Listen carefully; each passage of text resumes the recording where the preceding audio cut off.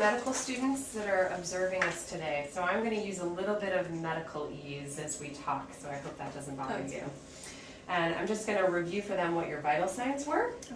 So your blood pressure was 120/80, your pulse was 80, your respiratory rate was 18, which was very slightly elevated. Your temperature was 98.8, and your oxygen level in your blood was 95%, and that was just breathing regular room air, so that's very good. Okay? So, as you can see, she looks like she's a very well-developed female. She's well-nourished. She does not appear to have any labored breathing when I watch her breathing pattern. And you can always just lower the gown a little bit in front to take a look at, make sure she doesn't have any retractions. And you could likewise raise the gown from below to look for that. So she's breathing comfortably. And then I'm simply going to look at her nail beds, and she doesn't have any signs of clubbing or cyanosis. Can you open your mouth and put the tongue to the roof of your mouth? Good, thank you so much. And she doesn't have any signs of central cyanosis either. Okay? So the first thing I'm going to do is I'm going to press on your chest, and I want you to tell me if it hurts anywhere. No. So I'm pressing on both the front and the back of her chest simultaneously. No. Okay. No tenderness when I do that either. Okay. So now what I'm going to ask you to do, if you wouldn't mind, is turn your back to me.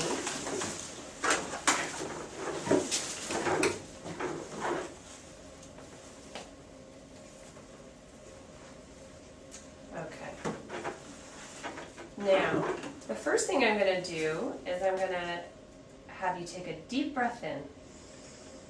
Excellent, and let it out. Very good. I'm going to have you say the words toy boat every time I put my hands on you. Toy boat. Toy boat. Toy boat. Toy boat. Great. I'm going to tap a little bit on your back.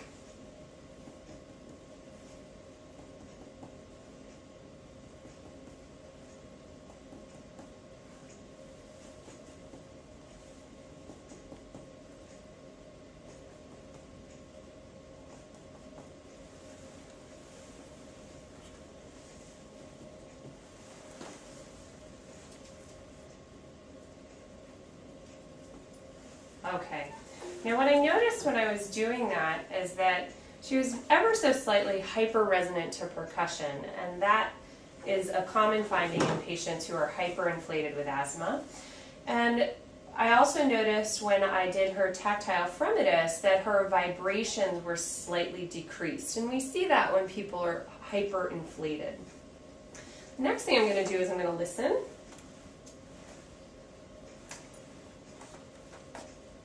I'd like you to take nice deep breaths in and out through an open mouth.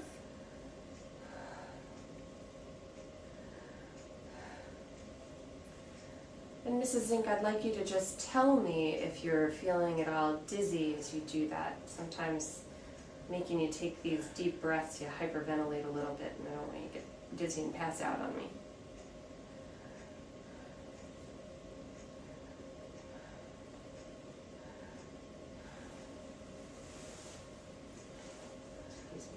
Pinch you.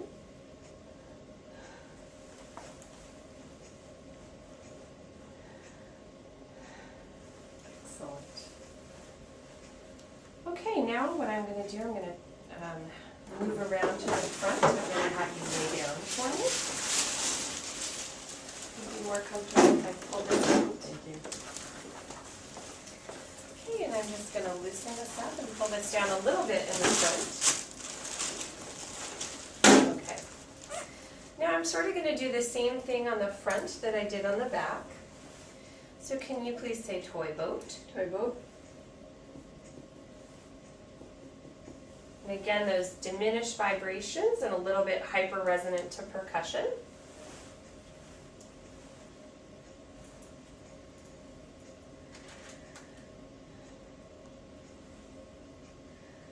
Now as I listen to her chest throughout both the posterior and anterior and lateral lung fields, I'm hearing that she has a slightly prolonged expiratory phase. and that she has scattered wheezes throughout. So Mrs. Zink, what I'm going to have you do is I'm going to raise your gown to here, and I'm going to have you very slightly just lift your breasts up for me. Got to get that just a little higher. And take a deep breath in and out. Excellent. Now I'm going to just do that tapping again.